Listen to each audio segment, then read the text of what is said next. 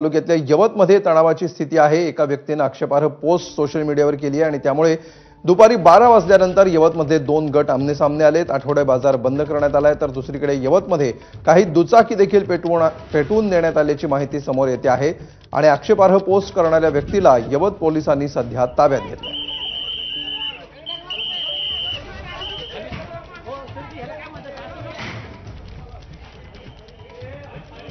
सध्या दोन गटातला तणाव शांत करण्याची जबाबदारी पोलिसांनी सध्या निभावायला सुरुवात केलेली आहे। फौजफाटा या ठिकाणी तैनात होतो आहे आणि दोन गटांना पांगवणं आणि शांतता प्रस्थापित करण्याचे प्रयत्न सध्या सुरू आहेत। या सगळ्याला कारणीभूत ठरली आहे ती एक आक्षेपार्ह पोस्ट एका व्यक्तीने सोशल मीडियावर केली आणि त्याच्यातून पुन्हा एकदा ठिणगी पडली। गेल्या 26 तारखेपासून दोन गटांमध्ये वेगवेगळ्या कारणामुळे तणावाची स्थिती निर्माण होत असल्याची माहिती आहे आणि या पार्श्वभूमीवर आज करण्यात आलेली एक आक्षेपार्ह सोशल मीडिया पोस्ट या सगळ्याच्या केंद्रस्थानी असल्याचं कळतंय। ही पोस्ट करणाऱ्या व्यक्तीला पोलिसांनी ताब्यात देखील घेतलेला आहे। मात्र त्यापूर्वीच यवतमधले दोन्ही गट सध्या रस्त्यावर उतरलेले आहेत। यवतमधला आठवडी बाजार आज भरतो, मात्र हा बाजार देखील बंद करण्यात आलाय। हा बाजार आज भरवण्यात आलेला नाही आणि सध्या गावामध्ये तणावाचं वातावरण असल्याचं चित्र आहे।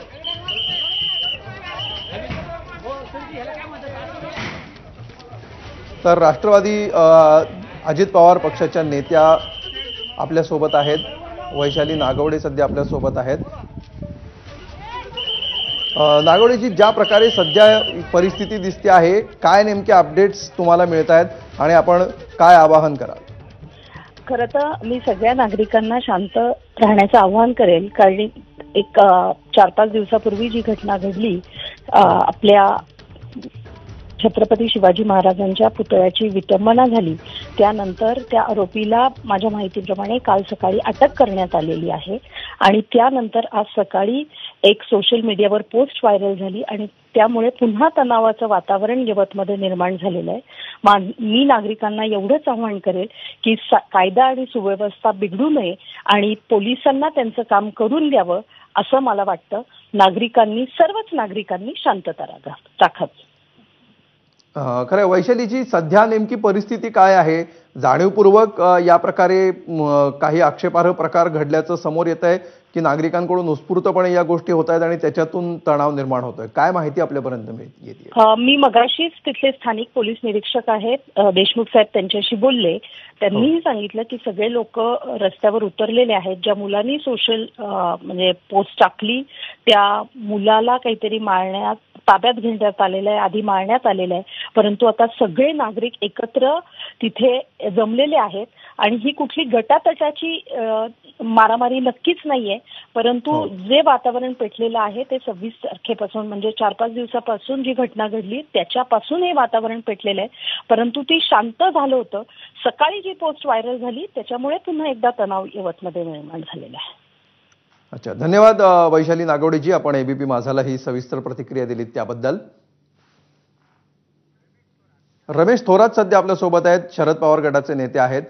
रमेशजी, ज्या प्रकारे यवतमधली परिस्थिती सध्या दिसते आहे, वेगवेगळ्या कारणांमुळे तणाव वाढताना दिसतोय, काय नेमकं घडतंय यवतमध्ये, कसं पाहता आपण याकडे? काय, परवा छत्रपती शिवाजी महाराजांची जी विटंबना झालेली आहे हो, ती फार दुर्दैवी आहे आणि त्याच्यामध्ये ज्या माणसाने केली आहे तो माणूस असा बाहेरचा आहे आणि तिथे येऊन राहिलेला आहे। म्हणजे तिथे स्थानिक लोकांचा काही त्याच्यामध्ये विषय नाही, पण कोणीतरी स्थानिक माणूस एखाद दुसरा कोणीतरी असेल त्याला सपोर्ट करणारा, असे जे चुकीचे काम करणारा कोणी असेल कुठल्याही समाजात असेल तर त्याला म्हणजे शासन हे झालं पाहिजे आणि त्याला अजिबात सुट्टी मिळाली नाही पाहिजे। आणि त्याच्यानंतर तो प्रकार झाल्यानंतर त्याला आता अटक वगैरे झाली आहे आणि त्याच्यानंतरही काही आता विषय घडल्याचं मला समजलंय, परंतु माझ्या नागरिकांना आव्हान आहे की कुठेही आता ताणतणाव वाढून एक पोलीस खात्याला कुठेही त्रास होणार नाही अशी सगळ्यांनी थोडी विचार करणं गरजेचं आहे आणि अशी माझी त्यांना विनंती राहणार आहे। खरं, धन्यवाद रमेश थोरातजी, आपण एबीपी माझाला दिलेल्या या प्रतिक्रियेबद्दल। तर दौंडच्या यवतमधली सध्याची काही दृश्य आपण पाहतो आहोत। अगोदर झालेली विटंबना आणि त्यानंतर सोशल मीडियाची पोस्ट या दोन कारणांमुळे सध्या हे तणावाचं वातावरण आहे. तात्कालिक कारण ठरलेलं आहे एका व्यक्तीने केलेली सोशल मीडिया पोस्ट. या व्यक्तीला काही जणांनी चोप दिला आणि त्यानंतर पोलिसांनी त्याला ताब्यात देखील घेतल्याचं आत्ताच तिथल्या स्थानिक नेत्यांनी जी आपल्याला माहिती दिली आहे त्यावरून कळतं आहे. सध्या परिस्थिती नियंत्रणात आणण्याचे प्रयत्न केले जात आहेत. नागरिकांनी शांतता राखावी असं आवाहन सर्व पक्षीय नेत्यांकडून केलं जात आहे.